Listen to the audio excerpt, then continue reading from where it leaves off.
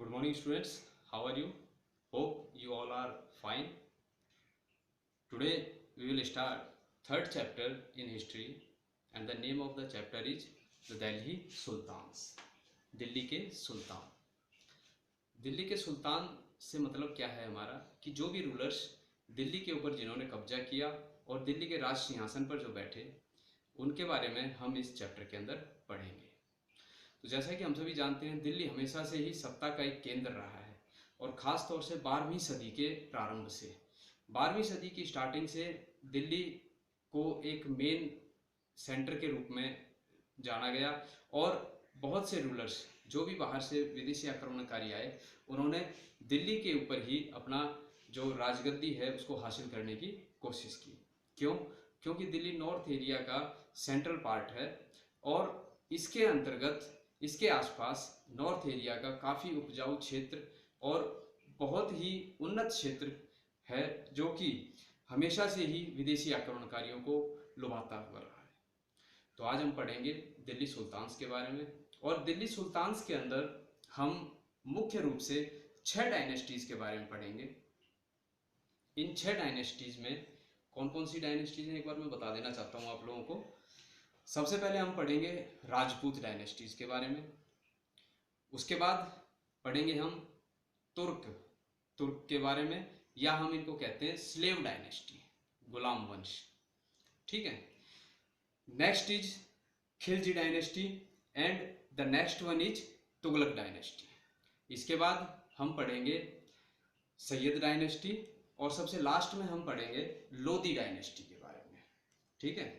तो अभी हम एक एक करके देखते हैं इन डायनेस्टीज के बारे में। सबसे पहले हम देखेंगे राजपूत डायनेस्टी। राजपूत डायनेस्टी की शुरुआत कहाँ से हुई? राजपूत डायनेस्टी की शुरुआत होगी अर्ली 12th सेंचुरी से लेकर 1192 तक, और हम इन सभी डायनेस्टीज के मेन रूलर्स के बारे में पढ़ेंगे, उनके सत्ता के दौरान जो इम्पोर्टेंट काम हुए हैं उनके बारे में पढ़ेंगे। तो ध्यान से देखिए इस वीडियो को। सबसे पहले पढ़ते हैं राजपूत डायनेस्टी की ओर। राजपूत डायनेस्टी में भी बहुत से राजपूत शासक हुए हैं। इनमें सबसे पहले है तोमर वंश। तो जो सबसे पहले दिल्ली के ऊपर जिसका आधिपत्य हुआ, या जो सबसे शक्तिशाली राजपूत वंश था, वो था तोमर वंश। तो राजपूत डायनेस्टी में सबसे पहले आएंगे तोमर राजपूत। तोमर वंश का जो एक महान शासक था वो था अनंगपाल का शासनकाल 1130 से लेकर 1145 तक रहा है, और इसने दिल्ली सल्तनत के ऊपर सबसे पहले अपना अधिकार जमाया था, या दिल्ली को इसने राजधानी के रूप में विकसित किया था।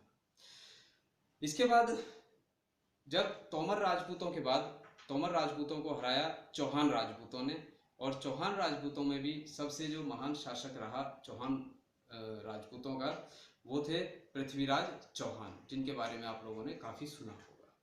पृथ्वीराज चौहान 1175 से लेके 1192 तक इनका शासनकाल का समय था, और इनके शासनकाल के बाद ही जो समय था वो भारत के लिए भारत के इतिहास में एक बहुत ही महत्वपूर्ण समय था।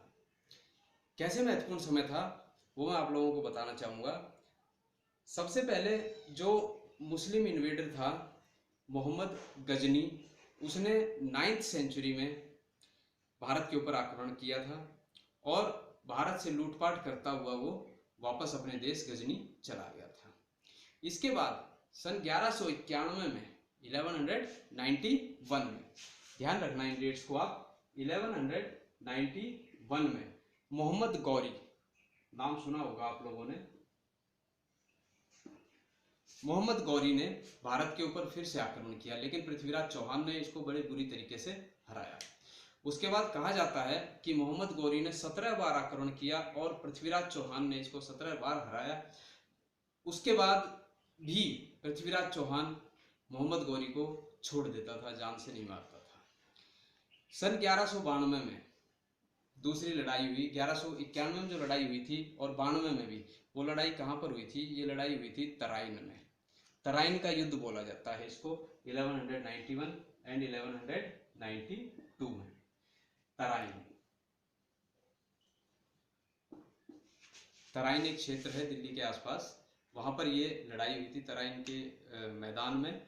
और 1192 में जब मोहम्मद गौरी ने पृथ्वीराज चौहान के ऊपर आक्रमण फिर से किया तो इस युद्ध में पृथ्वीराज चौहान की हार हुई और मोहम्मद गौरी की विजय हुई और मोहम्मद गौरी ने दिल्ली के ऊपर अपना शासन कर लिया।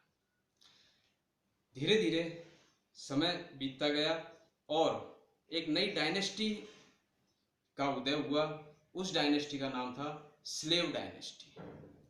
अभी हम पढ़ेंगे स्लेव डायनेस्टी के बारे में। तो स्टूडेंट्स, अभी हम पढ़ते हैं नेक्स्ट डायनेस्टी के बारे में, जिसको बोला जाता है स्लेव डायनेस्टी। एक्चुअली ये क्या थे? ये मोहम्मद गौरी के स्लेव थे। स्लेव मीन्स दास, क्योंकि पहले दास प्रथा होती थी और जो राजा होते थे वो दास रखते थे। तो इसमें सबसे जो पहला जो स्लेव डायनेस्टी का रूलर था वो था कुतुबुद्दीन ऐबक। कुतुबुद्दीन ऐबक मोहम्मद गौरी का एक बहुत ही खास स्लेव था। और जैसे ही मोहम्मद गौरी की मृत्यु हुई तो कुतुबुद्दीन ऐबक ने जो उसका जीता हुआ राज था उसके ऊपर अपना अधिकार कर लिया। इस प्रकार स्लेव डायनेस्टी की स्थापना हुई। Slave dynasty, Qutbuddin Aibak slave dynasty का जो टाइम पीरियड है वो कब से कब तक है?